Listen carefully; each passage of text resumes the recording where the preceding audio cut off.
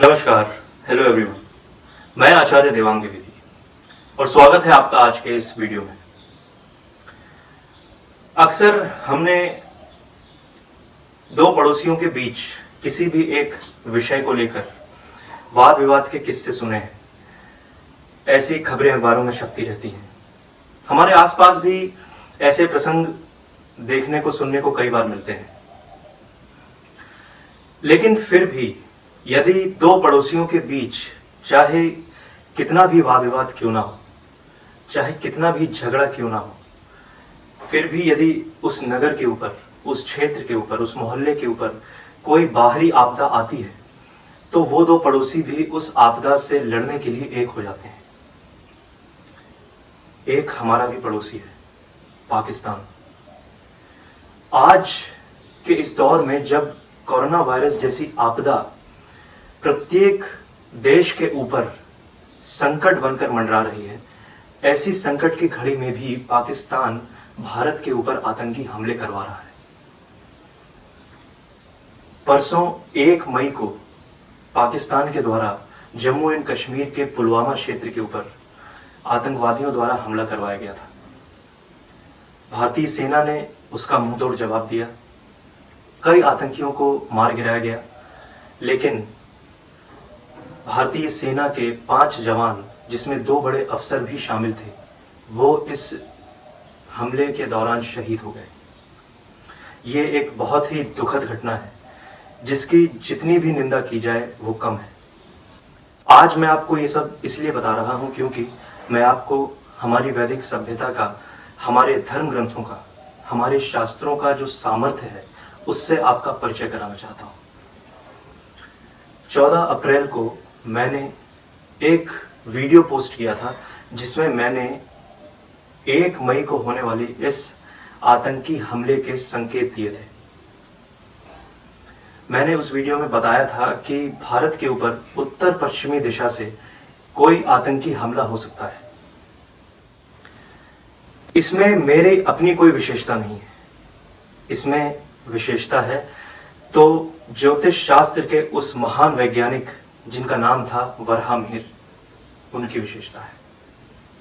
क्योंकि उन्होंने एक ऐसे यंत्र का आविष्कार किया था जिससे किसी भी राष्ट्र के ऊपर किस दिशा से आपदा आ सकती है उस दिशा के बारे में पता लगाया जा सकता है, और इस यंत्र का नाम है कूर्म चक्र। इसी के माध्यम से मैंने ये भविष्यवाणी की थी और मैं चाहता हूं कि आप 2 मिनट के लिए उस वीडियो की क्लिपिंग को सुने और देखें। अगर आज के इस प्रेजेंट जो प्लैनेटरी साइकिल है, अगर हम उसको देखें तो खास तौर से जो नॉर्थ वेस्ट डायरेक्शन है, जिसमें उत्तराषाढ़, श्रवण और धनिष्ठ नक्षत्र हैं, ये 3 नक्षत्र हैं, ये नॉर्थ वेस्ट एरिया को पॉइंट आउट कर रहे हैं, उस डायरेक्शन की ओर इंडिकेट कर रहे हैं। इससे भी ज़्यादा इम्पोर्टेंट बात है मार्स, जो मकर राशि में उच्च अवस्था में होता है, यानी बहुत ही एक्सॉल्टेड फेज में होता है। और स्पेशली 1 मई के आसपास का जो टाइम है, जो वो वीक है, उस वीक पे मार्स 28 डिग्रीज में होगा कैप्रिकॉर्न साइन में, और धनिष्ठ नक्षत्र में होगा, जो मार्स का अपना ही नक्षत्र है।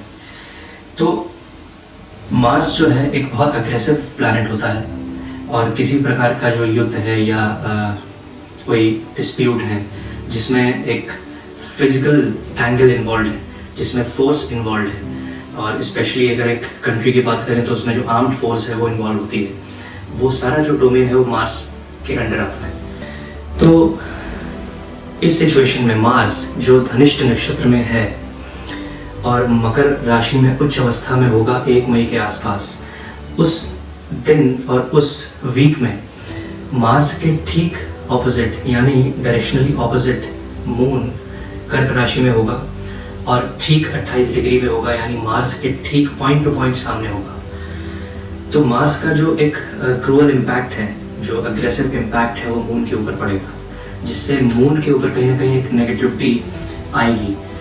तो जब मार्स का इम्पैक्ट मून पे पड़ेगा तो ये जो ग्राफ है मून का, ये जो साइकिल है, ये और भी ज़्यादा डिस्टॉर्टेड हो जाएगी, ये और भी ज़्यादा डिसऑर्गेनाइज्ड हो जाएगी, जिससे इस नेशन के एक इंटायर इक्विलिब्रियम पे इफेक्ट पड़ेगा। इसका इफेक्ट कई प्रकार से एनालाइज किया जा सकता है। ये क्रॉस बॉर्डर टेररिज्म हो सकता है, इन्फिल्ट्रेशन हो सकता है, मिलिटेंट अटैक हो सकता है, रीजनल टेररिज्म हो सकता है, एक सिविल कमोशन हो सकता है, या पुलिस के ऊपर किसी प्रकार से किसी एक पर्टिकुलर कम्युनिटी का अटैक करना है, क्योंकि मार्स है और मून है। तो इमोशंस जहाँ पर एग्रीवेट हो रहे हैं तो वहाँ पर मार्स से जितने भी जुड़े हुए फोर्सेस हैं, यानी पुलिस, हॉस्पिटल्स, ये सब एक टारगेट बन जाते हैं। तो भीड़ का इन सब पे अटैक करना, या फिर क्रॉस बॉर्डर टेररिज्म, जो सीमा से पार जो भी आतंक है, जो इस प्रकार की आपदाएं हैं, वो हमारे राष्ट्र की सीमा के थ्रू हमारे राष्ट्र पर किसी प्रकार का आतंकी हमला होना, ये सारी पॉसिबिलिटीज हैं। मेरी बस एक यही इच्छा है कि आगे आने वाले समय में भारत की सरकार के द्वारा ज्योतिष को मान्यता प्राप्त हो सके, ज्योतिष को भी वो सम्मान, वो आदर मिल सके जो अन्य विद्याओं को मिला है। ज्योतिष के इंस्टीट्यूशंस हो इस देश में, ज्योतिष पढ़ने वाले विद्यार्थी हो, ज्योतिष एक मेन स्ट्रीम सब्जेक्ट हो जो स्कूल्स में, कॉलेजेस में पढ़ाया जाए। ज्योतिष पर भी रिसर्च हो, रिसर्च टीम हो, इन्वेस्टिगेशन हो, और ज्योतिष का लाभ इस देश को प्राप्त हो सके, क्योंकि ज्योतिष में वो सामर्थ्य है कि आगे आने वाली ऐसी घटनाओं के बारे में हम पूर्व में ही जान सकते हैं, ऐसी आपदाओं से बचने का मार्ग खोज सकते हैं, इस संपूर्ण राष्ट्र के संचालन की व्यवस्था बना सकते हैं, आगे की नीतियां बना सकते हैं। ये एक अमूल्य धरोहर है जो हमें हमारे ऋषि मुनियों के द्वारा प्राप्त हुई है। हमें इसे सुरक्षित रखना चाहिए, इसका प्रचार और प्रसार करना चाहिए। आज के इस वीडियो में मेरा बस यही एकमात्र संदेश है।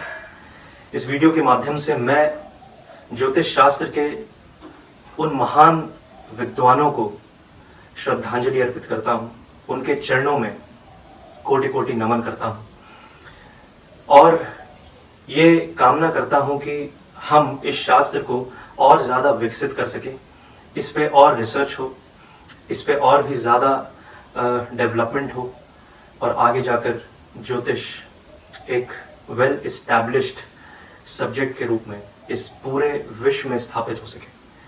इसी के साथ अब मैं आपसे विदा लेता हूं। अब अगले वीडियो में अन्य और भी जानकारियों के साथ आपसे फिर मिलूंगा। तब तक के लिए नमस्कार।